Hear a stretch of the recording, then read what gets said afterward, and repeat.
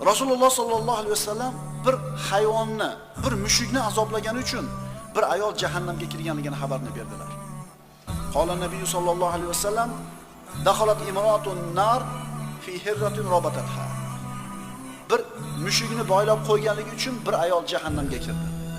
Falam tut'imha va lam tad'aha ta'kul min khashashil ard. O'zi ham ovqat bermadi boylab qo'yib. O'zi ham suv bermadi boylab qo'yganidan keyin. Qo'yib ham yubormadi o'zi tirikchiligini o'tkazishlik uchun. Mana shu mushuk ochlikdan, chanqoqdan o'ldi. Shu mushukni azoblagani uchun bu ayol jahannamga kirdi. Zaif, ojiz, notavon, xushmidi, hashoratmidi? Zulm qilyapsanmi? Demak, qalbingda rahim shafqat yo'q. Allohni senga rahim shafqat qilishiga umid qilma. Agar qalbimizda rahmat bo'lmaydigan bo'lsa, hargiz Alloh taoloning rahmatiga, shafqatiga musharraf bo'la olmaymiz. Mana endi buni muqobilida boshqa bir ayol bir chanqab turgan itga qudug'idan suv olib, kavushiga quyib, ichirib qo'yganligi uchun Alloh taolo gunohini mag'firat qildi. Bag'iy ayol edi, fohisha ayol edi. Bir ayol buni mushukni qiynagan uchun jahannamga ketdi. Bir bag'iy fohisha ayol bir hayvonga shafqat ko'rsatib qo'yganligi uchun jannatga ketdi. Birodarlar, atrofimizdagi odamlarga rahim shafqatliroq bo'laylik.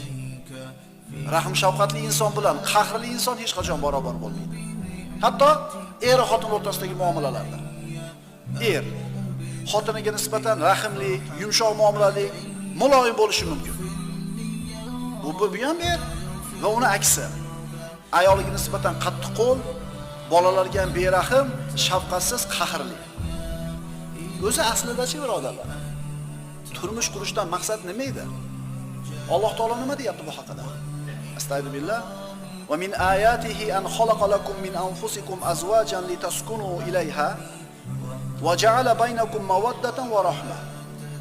Qarang, oilalarimiz nima uchun qurilishlik kerak? Uning orqasida nima maqsad?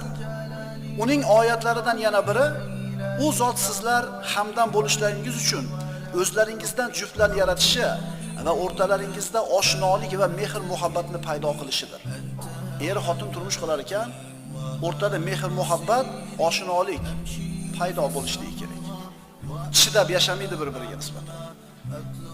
Birodarlar, ko'chada xoling-xolimay rahim shafqatli, muloyim, haligi etiketni sabriyat qilgan, subordinatsiyani bilgan esli bo'lib yuramiz. Biz ko'chada hamma qoidaga rioya qilib zo'r yuramiz, ammo asl basharamiz qayerda ko'rinadi? Agar uydagi basharalarimiz bilan ko'chaga chiqaylik-da, shtaloq berishadi. La rojata fiha. Qildiradi deydi, senda odam bilan muomala qilmayman. Nima qilsin uydagi ayollar, bolalar? Iloji ko'taradi-da, iloji yo'q sabr qiladi-da. Sizni ayolingizga, farzandingizga qattiq qo'l bo'layotganligingiz, berahim, beshafqat bo'layotganligingiz quvvatingizni belgisi emas. Aksincha bu zaifligingizni belgisi. Payg'ambarimiz sollallohu alayhi vasallam aytganlar: "Vastavsu bin nisa'i khayra." Ayollarga chiroyli muomala qilinglar. Rasululloh sollallohu alayhi vasallam Hajjatul Vadoda oxirgi marta xutbasini qilayotganlarida mana shu narsani aytib o'tganlar. Ayollarga yaxshi muomalada bo'linglar, rahim shafqatli bo'linglar. Khayrukum khayrukum li ahli va ana khayrukum li ahli. Sizlarning ichinglarda dedi Rasululloh, yaxshilaringlar kim? O'z ahli oilalariga yaxshi munosabatda bo'lganinglar. Endi men deyapti Rasululloh, sizlarning oranglarda oilasiga yaxshi muomala qiladiganlar eng yaxshisiman. Haqiqiy rahim shafqati qalbida bor ota uyga kirganda uyda bayram bo'lib ketadi. Buni aksi bo'lganda chiqib ketsa bayram bo'ladi. Inson qalbida rahim shafqat bo'lmaydigan bo'lsa, bolasini o'pa olmasdi.